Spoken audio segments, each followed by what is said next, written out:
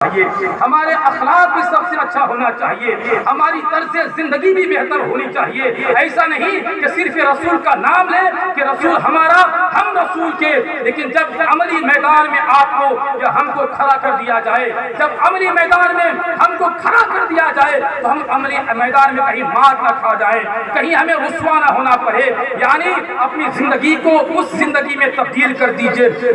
جس زندگی کو صالحین نے اپنا مقصد جانا، صحابہ نے اپنا مقصد جانا، اولیاء نے اپنا مقصد جانا، اس زندگی کے ساتھ اپنی زندگی کو بسر کرنے کی کوشش کرے۔ میرا دعویٰ یہ ہے کہ آپ یہاں بھی بے مثال رہیں گے اور رب تبارک و تعالیٰ مرنے کے بعد آپ کو جنت کا پروانہ عطا فرمائے۔ آمین۔ یہ اس طرز زندگی کے ساتھ، اس سوچ و فکر کے ساتھ ہمیں اپنی زندگی بسر کرنے کی ضرورت ہے، ورنہ نام لینے آتے ہیں چلے جاتے ہیں، نام لے لے کر ہم چلے جاتے ہیں، لیکن کبھی ہمیں توفیق نہیں ہوتی کہ مصطفیٰ صلی اللہ تعالی علیہ وسلم کی ظاہری زندگی میں مصطفیٰ کریم صلی اللہ تعالی علیہ وسلم نے ہمیں پیغام کیا دیا۔ مسلمانوں،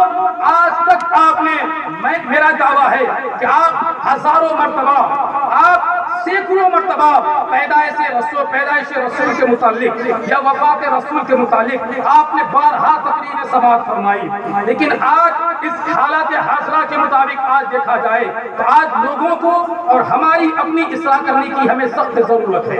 کہ ہمیں محفل میں تو ہم آتے ہیں، لیکن محفل کے آداب کیا ہے، محفل کا احترام کیا ہے، آج ہم ان تمام چیزوں سے ناآشنا ہوتے ہوئے نظر آتے ہیں۔ یعنی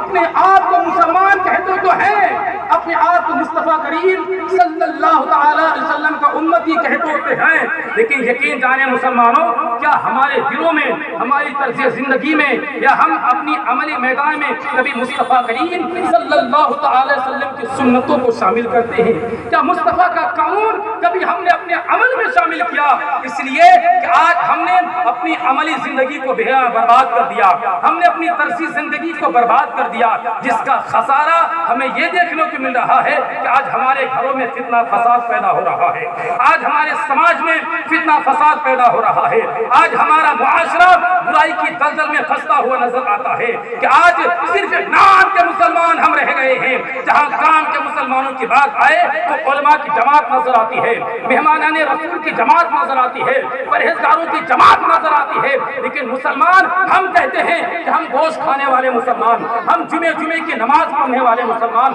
ہم رب تبارک و تعالیٰ کے نام پر مسجد کو تعمیر کرنے والے مسلمان، ہم رب تبارک و تعالیٰ کی محبت میں، مصطفیٰ کی محبت میں مدارس اسلامیہ کو، مدارس اسلام کے فروغ کے کام کو انجام دینے والے مسلمان۔ لیکن یاد رکھنا مسلمانوں، مسلمان کی پہچان اس چیز سے نہیں کی جاتی ہے، بلکہ مسلمانوں کے بارے میں کتابوں میں آیا ہے کہ تم نہ کہو کہ تم مسلمان ہو، تم نہ کہو کہ تم عاشق رسول ہو، تم یہ دعویٰ نہ کرو کہ تم مصطفیٰ صلی اللہ تعالی علیہ وسلم کے دیوانے ہو، بلکہ تمہاری طرز زندگی ایسی ہونی چاہیے، تمہارا انداز ایسا ہونا چاہیے کہ تم کہیں سے آ رہے ہو اور لوگ دور سے پہچان لے کہ یہ محمد رسول اللہ کا دیوانہ آ رہا ہے، کہ مصطفیٰ کا مستانہ آ رہا ہے، کہ مصطفیٰ کا غلام آ رہا ہے۔ یعنی ہماری طرز زندگی ایسی ہونی چاہیے کہ لوگ ہمیں دور سے پہچانے کہ مصطفیٰ کریم صلی اللہ علیہ وسلم کا عاشق رسول آ رہا ہے۔ کیا بتائیں کہ آج ہمارے پاس یہ دولت ہے،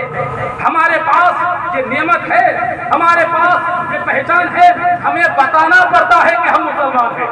بتانے سے کیا فائدہ، بلکہ بتانے سے کب ہی لوگوں کو معلوم ہو جائے، آپ کا چہرہ دیکھ کر، آپ کے رفتار و گفتار دیکھ کر، آپ کے بول چال کو دیکھ کر، آپ کے چلنے پھرنے کے چال ڈھال کو دیکھ کر کہ مسلمانوں کی عادت و اطوار کیسی ہوتی ہے، مسلمانوں کا رہن سہن کیسا ہوتا ہے، مسلمانوں کی طرز زندگی کیسی ہونی چاہیے۔ یعنی آپ کے اخلاق میں وہ بلندی آنی چاہیے، آپ کے کردار میں وہ پاکیزگی آنی چاہیے کہ آپ کو بتانے سے پہلے لوگ آپ کو پہچان لے کہ واقعی یہ مصطفیٰ صلی اللہ علیہ وسلم کا وفادار امتی ہے۔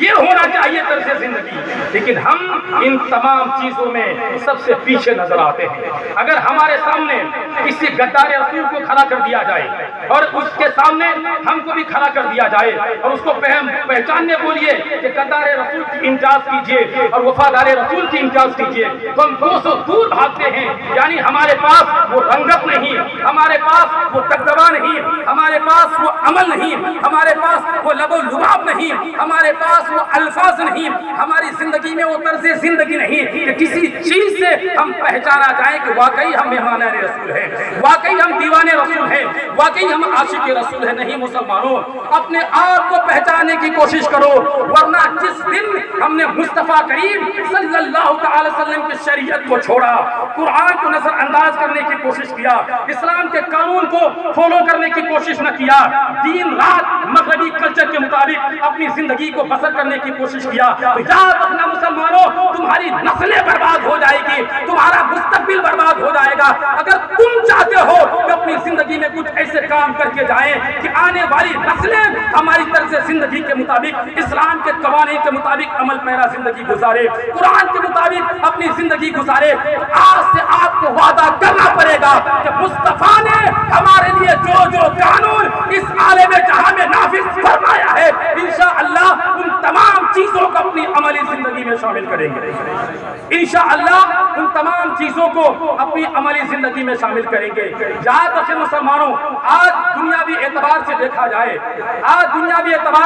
جائے، رب تبارک و تعالیٰ قرآن پاک میں ارشاد فرماتا ہے کہ آپ کہتے ہیں یا ہمارا تذکرہ ہوتا ہے یا کسی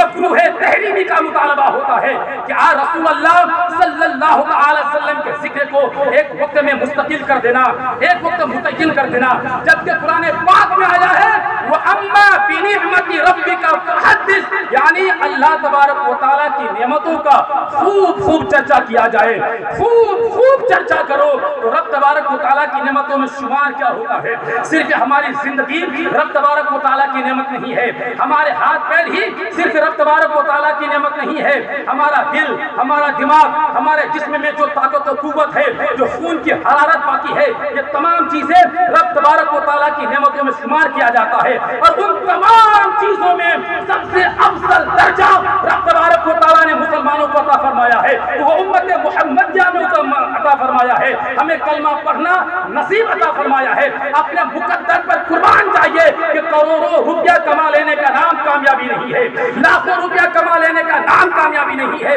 زمین و جائیداد، مال و زراعت کو اکٹھا کر لینے کا نام کامیابی نہیں ہے، بلکہ فقہاء کرام نے فرمایا، کتابوں میں آیا ہے کہ کامیاب وہ انسان ہے، سکسیسفل انسان وہ ہے جنہوں نے ایمان کے ساتھ اپنی زندگی بسر کیا اور اس کا خاتمہ ایمان پہ ہی پر ہو جائے، اس کا خاتمہ ایمان ہی پر ہو جائے، وہ انسان کامیاب ہے، وہ انسان سب سے زیادہ خوش نصیب ہے۔